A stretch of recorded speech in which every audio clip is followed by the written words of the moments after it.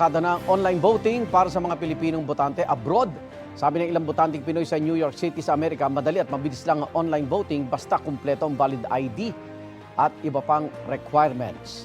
May help desk sa ating konsulado sa New York sakaling may mga aberya sa online voting. 31,000 Pinoy overseas voters ang nakarehistro sa New York. Ayon sa ating embahada sa United Arab Emirates, wala nang mahabang pila ngayong may online voting na.